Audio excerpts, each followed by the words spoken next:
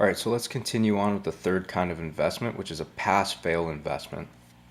So you can see there's only really two options for a pass-fail investment. That's a pass or a fail. So if we come in here and create a new Java class, we'll call it pass-fail investment.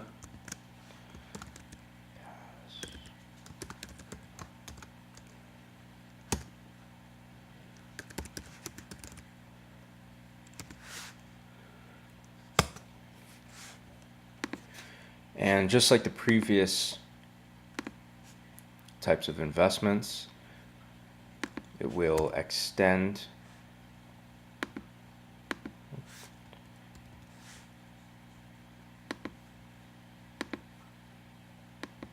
oh, there we go, got my mouse back. It will extend the investment class.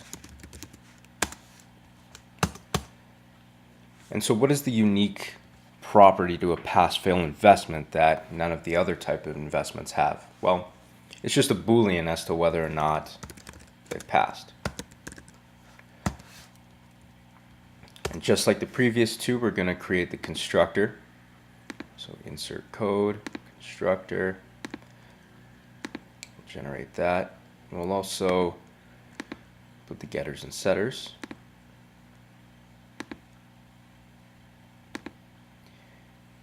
And finally, we'll implement the abstract method. So in this calculate risk method, it's similar in that we're going to get the safety percentage and then calculate the risk by getting 100 minus the safety. However, we also have to take in another variable into account. It says down here for companies that are greater than 18% of the portfolio, the pass and fail percentages are different. Okay, so we can just account for this using an if statement. So we'll go over here and create our initial safety value.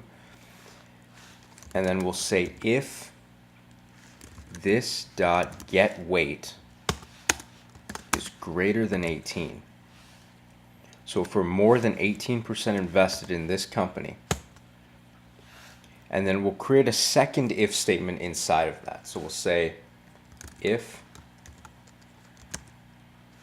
is pass, so they've received a passing grade, then the safety will be equal to 70%, right? Because over here, if you're greater than 18% and you pass, you get a 70%. So we'll initialize that value as 70. Else, safety is equal to 30%. Now, if you're not more than 18% invested, it's a different set of values.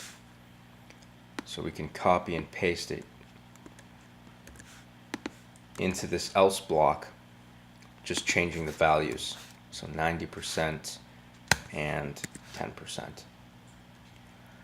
Okay, so now in all of the scenarios based on how invested we are and whether or not it passes or fails, we've now created a safety percentage. So now all we have to do is say double risk equals 100 minus the safety.